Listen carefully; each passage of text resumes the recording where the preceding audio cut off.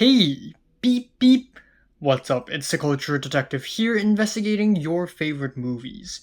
And last night, or this morning, since 5 a.m. in the morning, the smoke alarm has been beeping every 30 seconds. And it's been like 15 hours since then, and this issue, it's still not fixed. The apartment building sent someone over to fix it. There we go. And he didn't. I guess he just forgot to fix it. So it's going to be beeping over the next few days. So anyways, today I'm going to be doing a movie review on Magellan, or I'm going to butcher this. The Portuguese name is Magalhães. This is a film that premiered at the Cannes Film Festival, and I was there when it premiered.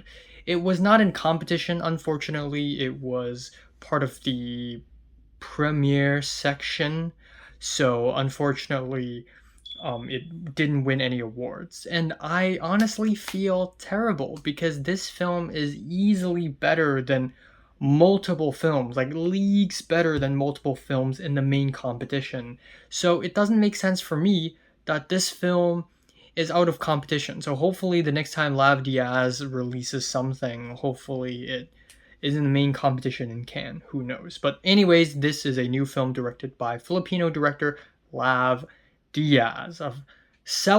I have rarely covered any Filipino cinema on this channel. I have, of course, previously talked about Manila in the Claws of Light a while ago, which I thought was a really good film. It's in the 70s. And then to prepare my Cannes trip, I did watch Lav Diaz's film, The Woman Who Left, which is a 3 hour and 40 something minute long crime drama about a woman who left. She left jail and she was on a revenge quest, basically. But it is extremely slow. And if you don't know this, Lav Diaz is a director who makes slow cinema, and his films are usually somewhere between 5 to 10 hours long. We have The Evolution of a Filipino Family, which is a 10 and a half hour long drama. And we also have Norte, The End of History, which is 4 hours. He has made films that are 8 hours long. He has made films that are 5 hours long. So anywhere 3 hours or under are basically short films for him. So obviously the first thing I notice about Magellan is that it's less than 3 hours. What the fuck? Lav Diaz is making a short film? It's only 2 hours and 40 minutes long. What is going on? Second of all, most Lav Diaz films are in black and white. And Magellan is obviously not in black and white. Furthermore, Magellan is not just a Filipino film. A bulk of the spoken language in the film is Portuguese. It's in Spanish, sometimes it's even in French, and it stars a big star, Gael Garcia Bernal, one of the biggest stars from Mexico, as Magellan, who is a 15th, 16th century Portuguese explorer who basically colonized lands, most famously or infamously colonized the Philippines in the mid 16th century. And also, this film is produced by Albert Serra, one of the most important festival Spanish filmmakers, basically. Not only that, even though Magellan is less than 3 hours long, apparently there's going to be a part 2 of this film that's going to be 9 hours long, so be on the lookout for that. Now, I feel like I'm not well equipped enough to talk about this film because honestly, I was really tired when this film premiered, and I fell asleep through a huge chunk of it.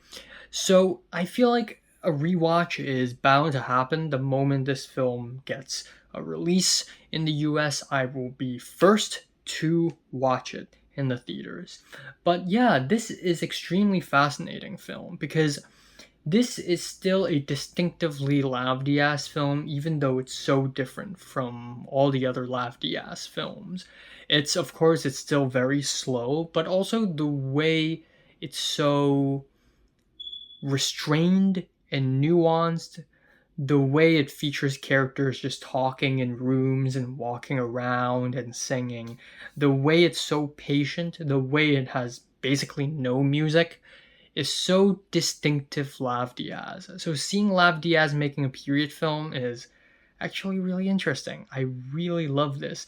Now, I'll say this, most of the film is comprised of just people talking and Magellan being worried, Magellan preparing for this, Magellan preparing for that, and then we would have intercutting with the Filipino tribes, the tribes singing, the tribes doing their own thing, and every single shot is a wide shot. Every single shot is a tableau, and they're all 24 millimeter lens. Maybe some shots are even wider, but they're all wide shots with wide angled lenses, and you just sit through one shot, and that shot lasts for maybe 5 minutes or so, some maybe even 10 minutes, and then another one, and you get to another one, and you get to another one, and you get to another one, and it can be a very tedious and cumbersome process for some people. For me, I honestly think there's a calming, almost calming overtone to the film, to the point where I don't feel like it's a chore, but I can totally see how this is a chore for some people. But honestly, just the period and the production design and the historical element of the film itself is enough to capture me for its entire runtime, other than the part I fell asleep, but forget about that. Um, I'll say this. I love period films that don't even realize that it's a period film, because those films are usually the most immersive ones. And this is one that doesn't even realize that it's a period film. And I just really love this ultra realistic approach to colonial violence. It's so tragic. It's so dark and morbid, yet it's just something that happened, and we as human beings have to reconcile with that. And when the Filipino tribes were singing, it's almost like they were destined to be brutally subjugated. There's also a lot of religious subjugation, a lot of the Portuguese imposing Christianity onto the tribes, and it's so tragic, but also very fascinating. Either way, this is one of my favorites of the festival, and I could see it being one of my favorites of the year as well. So yeah, for now I'm feeling like a decent to strong 8 out of 10. So have you, you probably haven't, but so will you watch Magellan? Comments below, let me know, subscribe if you want more, and thanks for watching.